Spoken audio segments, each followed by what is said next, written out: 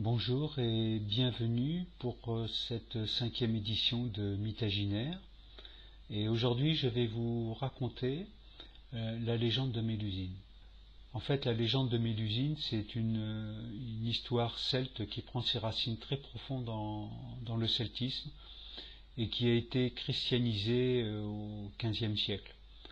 Et cependant, cette histoire est très riche et mérite de figurer au panthéon du légendaire et de la mythologie celtique. Donc l'histoire de Mélusine commence dans une forêt, une très grande forêt, la forêt de Colomiers. Et là, il y a un souverain de la région qui s'appelle Aymar et qui part à la chasse au sanglier parce que il est dit que dans cette forêt, il y a un sanglier géant et que tout souverain qui tient à sa renommée doit pouvoir l'affronter et abattre cet animal. Voire même, il y a des rumeurs qui disent que ce sanglier est géant et qu'il est de couleur blanche. Donc fait rarissime, et dans le légendaire, les animaux blancs ont souvent un caractère divin. Et donc Aymar s'en va avec ses courtisans à la chasse. Derrière ce sanglier blanc, il est accompagné par son neveu qui s'appelle Raymond.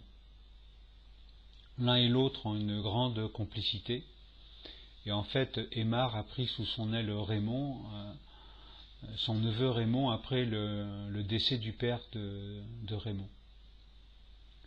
Et donc pendant cette chasse qui dure plus d'une journée, ils sont tous les deux obligés de dormir à la belle étoile, et pendant ce temps-là, Aymar fait des confidences à son neveu par rapport à ce qu'il aime, donc la chasse, mais aussi la nature, l'astrologie, l'astronomie, tout ce qui est du monde céleste et tout ce qui est des relations avec le monde de la nature. Et donc tous les deux, plus les comparses, ils retournent à la chasse le lendemain matin. Et là, ils s'approchent de très près du sanglier blanc, et à un moment, pendant qu'ils sont tous les deux isolés du reste du groupe, il y a le sanglier blanc qui surgit et qui part à l'assaut d'une manière très sauvage vers Aymar sur son cheval. Il va faire tomber Aymar de son cheval, et le sanglier blanc, l'énorme sanglier blanc, continue de s'acharner sur Aymar. Et à ce moment-là, le jeune neveu Raymond, il prend son épée, il tranche la gorge du sanglier blanc, et en même temps qu'il va trancher la gorge du sanglier blanc, il va traverser la poitrine et le cœur de son oncle. Donc là, Raymond est complètement catastrophé, il est complètement tétanisé, il ne sait pas quoi faire. Il se trouve qu'à ce moment-là, il y a une jeune femme qui apparaît, comme si elle apparaissait du néant. Elle le console, là, elle lui dit les mots qu'il a besoin d'entendre de façon à pouvoir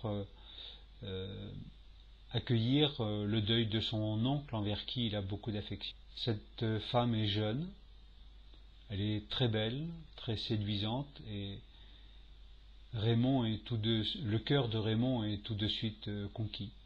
La jeune femme, qui s'appelle Mélusine, donc le conseille et lui dit qu'il est temps quand même d'aller avertir le château du décès de son souverain. Et donc Raymond s'en va, fait demi-tour, va au château et va raconter au fils du souverain et à toute la cour ce qui s'est réellement passé. Donc c'est le drame. Le fils, en tant que prince, prend tout de suite les commandes du pouvoir, parce qu'après le deuil, bien souvent, vient l'héritage. Donc le prince, qui est devenu roi, évidemment, veut tout garder, mais il a quand même une affection pour son cousin, donc Raymond, et il lui dit je vais te léguer un bout du territoire. En fait, on va prendre une peau de cerf, et ce sera la peau du cerf dépecée qui va donner la superficie du territoire que je vais te léguer, dit-il avec une grande générosité. Mais Raymond se souvient de cette rencontre qu'il a eue dans la forêt.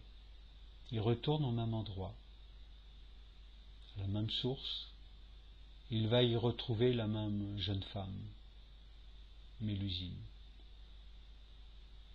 Il lui raconte ses déboires, et là Mélusine va lui donner un conseil. Viens avec la peau, et moi je vais la découper avec des brins tellement fins que tu vas avoir un grand territoire dans lequel tu pourras avoir un petit château. Voire même, on pourra y habiter tous les deux si tu le désires. Raymond ne peut rien refuser à sa belle, voire même il est très content. Donc il retourne vers le château et il accepte la proposition. Mélusine va tout apporter à Raymond. Elle va lui apporter l'amour avant tout. Mélusine va lui apporter aussi la reconnaissance, la prospérité, tout ce qu'un homme de son rang pense-t-il a le droit d'avoir. Donc ils vivent heureux. Donc dans cette union prévue entre Mélusine et Raymond, sur ce territoire et sur ce château, avant la célébration du mariage, Mélusine lui propose, voire lui impose un accord, un pacte. C'est-à-dire que nous allons vivre ensemble, nous allons prospérer ensemble. Et Mélusine demande à Raymond, toutes les nuits du cycle lunaire, c'est-à-dire de la nouvelle lune, premier quartier, dernier quartier, et pleine lune, toutes les nuits nous ne serons pas ensemble, parce que j'ai besoin d'aller me recueillir dans un endroit de la nature. Raymond accepte. Il n'a pas le choix. Il accepte aussi par amour ce côté mystérieux chez cette jeune femme dont il n'arrive pas à sonder l'âme, mais elle lui apporte tellement qu'il peut bien lui concéder ce qu'un homme ordinaire dirait le caprice d'une femme. Mais au fond de lui-même, Raymond, il y a quelque chose qui le taraude. C'est que derrière cet amour, il y a l'absence de son père biologique, maintenant qu'il a perdu son oncle tutélaire. De plus en plus, Raymond est en état de manque par rapport à la perte de son oncle.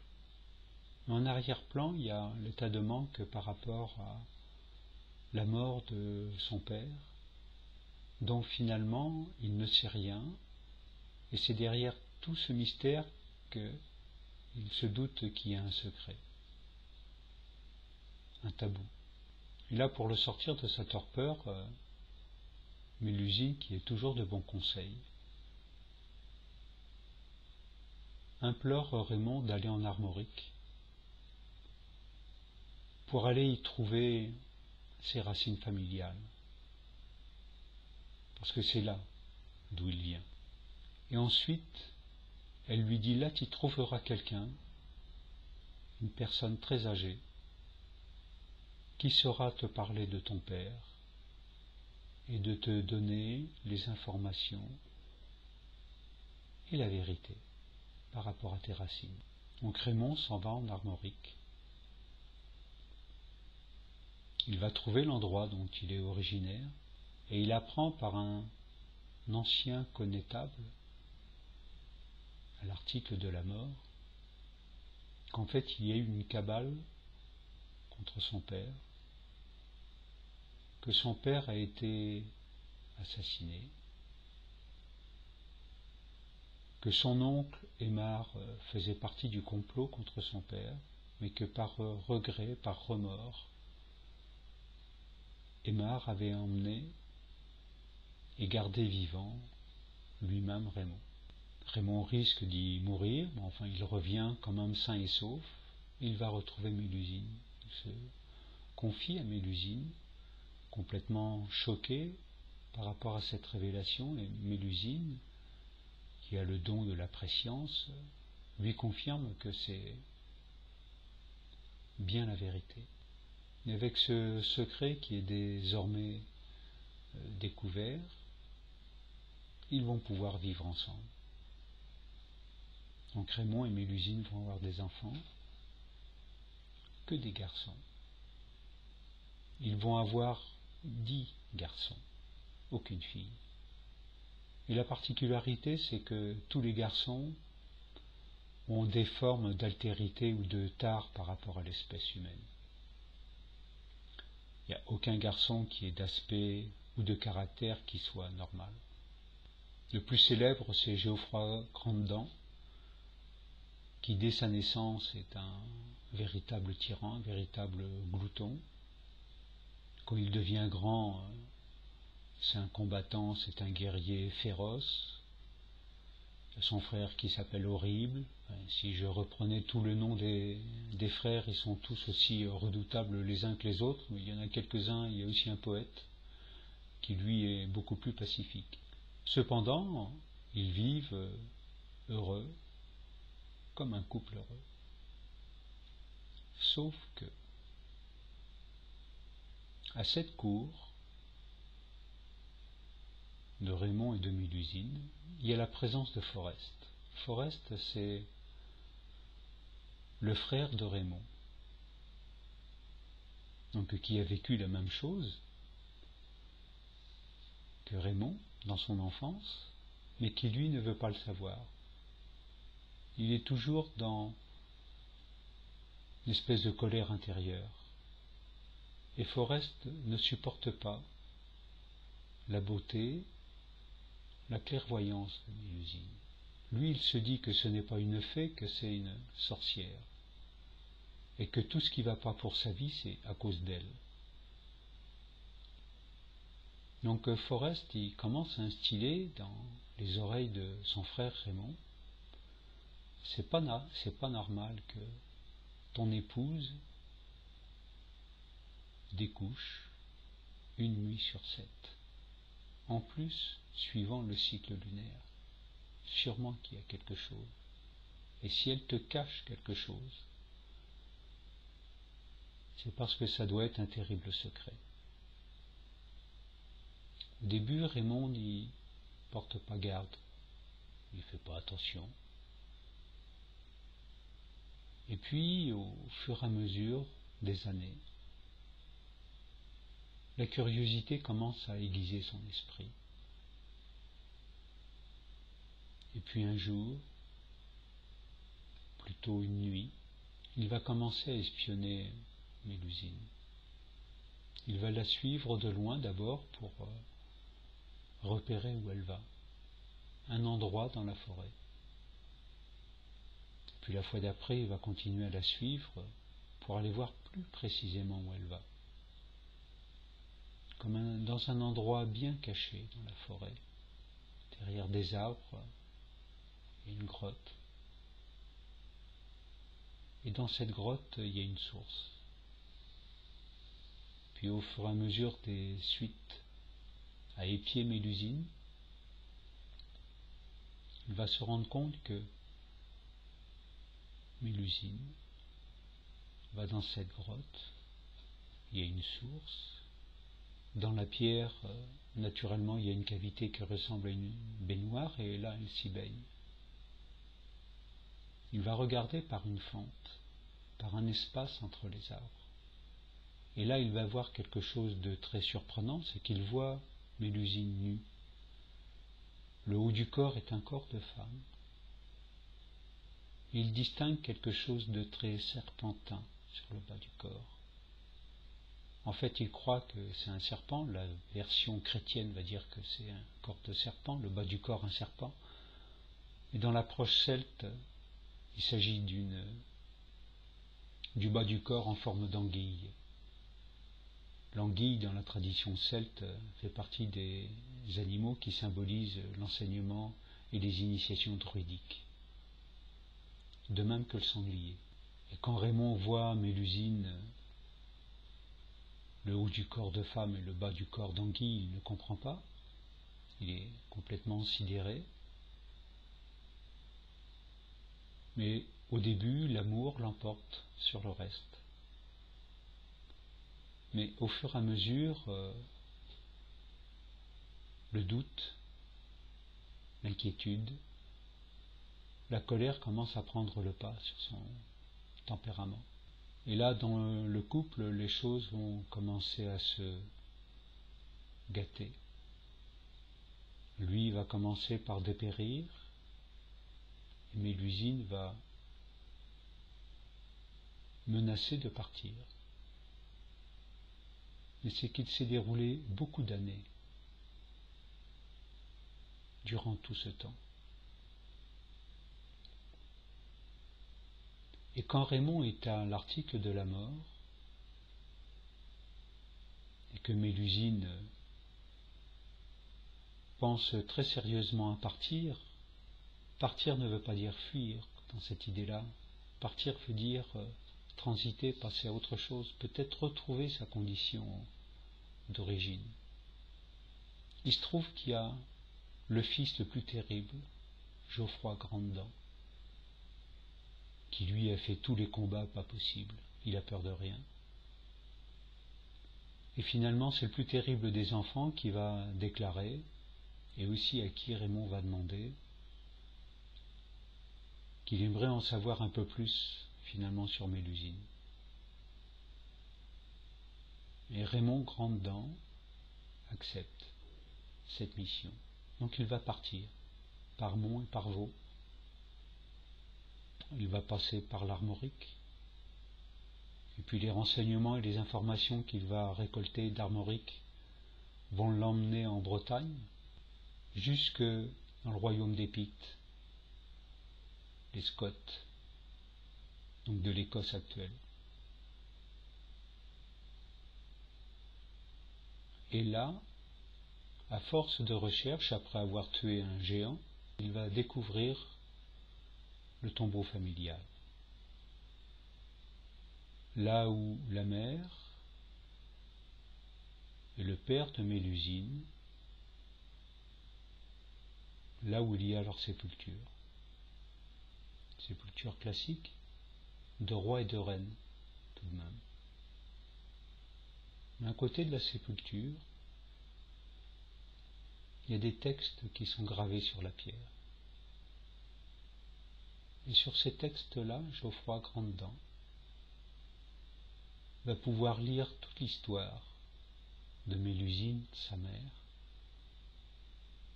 mais aussi l'histoire de sa grand-mère.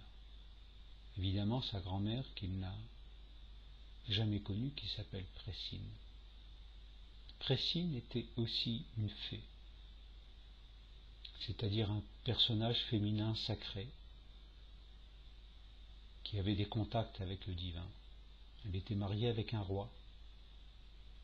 Et eux aussi avaient eu un accord secret. Et Pressine avait demandé au roi, qu'elle aimait profondément, il s'appelait Élinas. La seule chose que je te demanderai,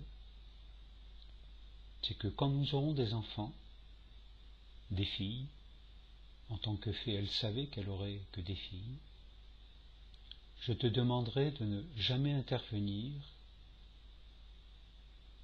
pendant les couches, et tu attendras le moment venu que je te présente aux enfants.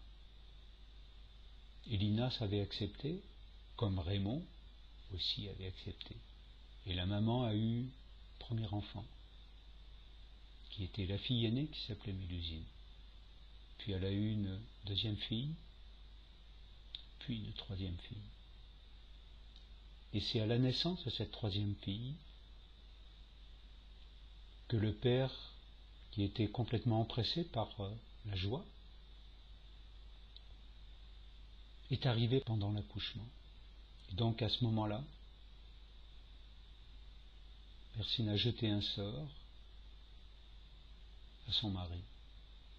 Un sort de fée peut devenir un sort de sorcière. Et donc le mari a été exclu. Bien sûr, les trois filles n'étaient pas au courant de ce secret. Elles ont vécu leur petite enfance avec un père absent, comme si la situation était normale. La loi du non-dit, la loi du secret, la loi du tabou. Mais à un moment, les jeunes filles, devenues un peu plus grandes, ont voulu savoir ce qui s'était passé. Et leur maman leur répondait jamais.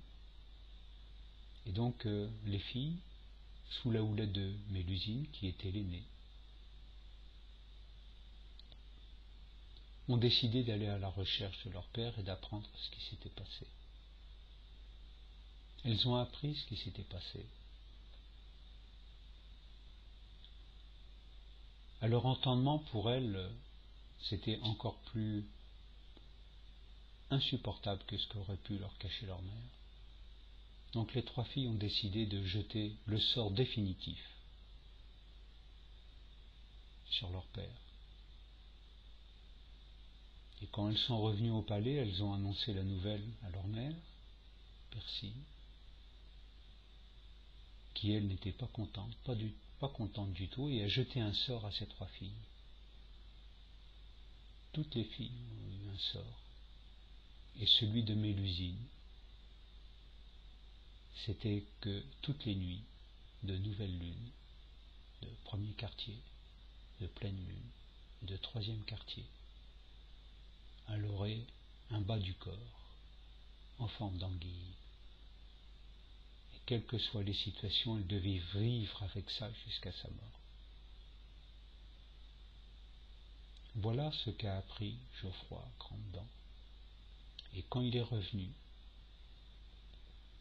il a tout juste eu le temps d'avouer la vérité à Raymond. Et c'est à ce moment-là que Mélusine a décidé de partir. Et c'est là la grande image où on voit Mélusine s'envoler dans un superbe corps de femme, et avec un bas de corps d'anguille, ailé, tout de même pour voler. Une image qui rappelle beaucoup plus d'ailleurs le dragon ou la dragonne que celle de l'anguille ou du serpent. Et depuis ce temps-là, l'histoire de Mélusine, le nom de Mélusine, et tout le contenu de cette légende est toujours présente dans la mémoire des personnes,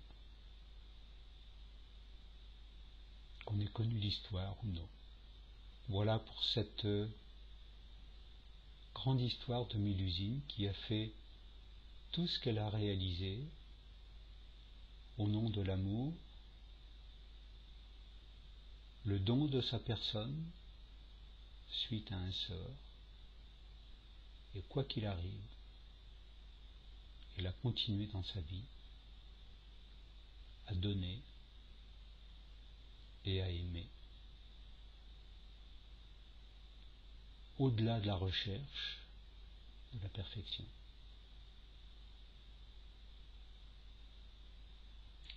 Voilà pour cette histoire de Mélusine. Il se trouve que j'ai écrit son histoire sur un livre qui est beaucoup plus développé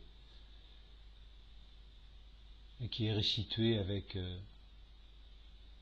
une certaine forme de poésie, en tout cas beaucoup plus d'imaginaire. Merci et à bientôt.